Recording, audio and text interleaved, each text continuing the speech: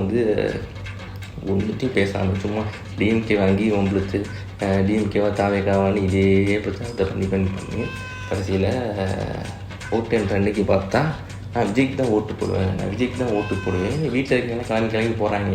அதை பார்க்குறப்போ ஏன்னா அப்படி இருக்கானுங்க இவங்கெல்லாம் எங்கடா வந்து திருந்த போகிறாங்க, இது எப்படா வந்து சரியாக இருக்குன்னு பல பேர் பல கவலைகள் வந்துக்கிட்டு இருக்குது.